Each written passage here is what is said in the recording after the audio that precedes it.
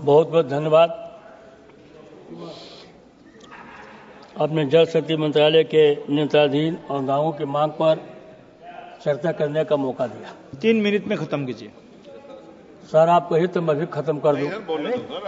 मन की बात हो लेने दीजिए। मन की बात देश के प्रधानमंत्री बोलते हैं, अगर सदन कोई सदस्य बोल रहा विषय पे आप बोलिए। माननीय अध्यक्ष महोदय जी, पिछले सदन में मैंने एक आशंका व्यक्त किया था कि जल जीवन मिशन योजना इस देश की भ्रष्टतम योजनाओं में एक होगी। मैंने पिछले सदन में कहा था।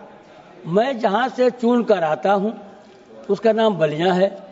बलिया में तमाम आपकी कंपनियां काम कर रही हैं।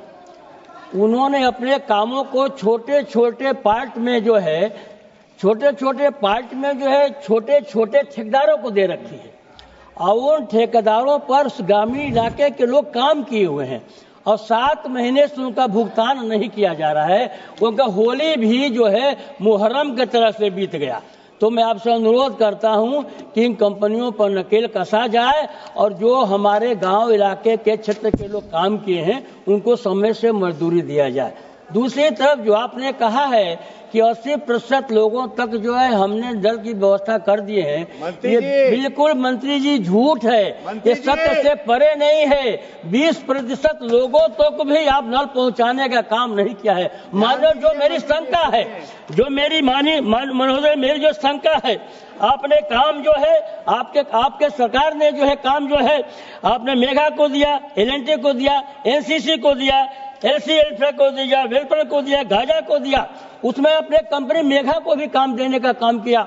मैं तभी शंका जाहिर किया था कि वो कंपनियां जो चुनाव से पहले आपको चुनावी इलेक्टर बॉन्ड के रूप में 1000 करोड़ रुपए दे सकती है, तो मैं उसे कैसे उम्मीद करूं कि चुनाव में अब सत्ता में होंगे और वो कंपनियां जो है ईमानदारी के साथ काम करेगी। ये मेरी शंका तो भी थी, आज मेरी शंका है। माननीय मंत्री जी से निवेदन करता हूं, समय बार बार नहीं आता है। कोई जो नहीं कि मैं कल सदस्य रहूंगा कि नहीं रहूंगा, लेकिन सरकार जो है इस तरह का जो है रोजगार करना बंद कर दे। और दूसरी तरफ सरकार आपने भी स्नान किया है,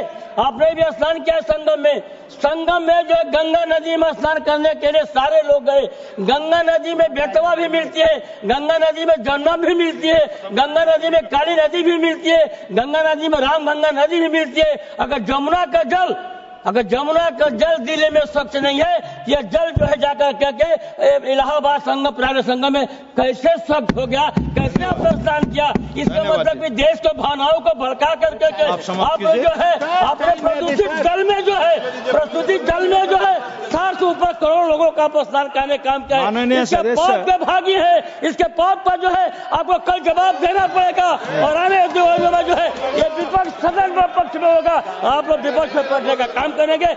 इसी के साथ जो है अपनी बात को समाप्त कर। धन्यवाद। माननीय सदस्य आप बताइए। एक सर, आर्टिकल 28 भारत के संविधान का आर्टिकल 28, ये आर्टिकल 28 कॉन्स्टिट्यूशन का ये कहता है कि किसी के भी धार्मिक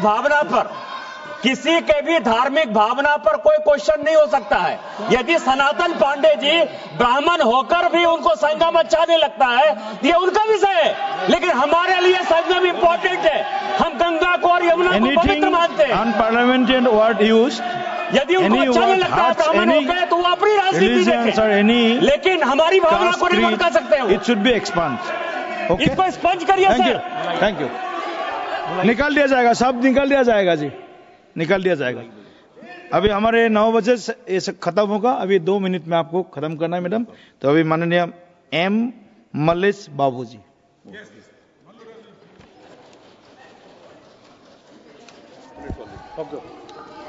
Honorable Speaker, sir, thanks for giving me the opportunity to discuss the demand for grants for the Ministry of Jal Shakti for the year 25-26. As we know, water plays an important and vital role in humans' life. It is very much essential for daily domestic activities. It is also important for agriculture and allied activities like irrigation, enabling crop production and food security of not only human lives but animals also.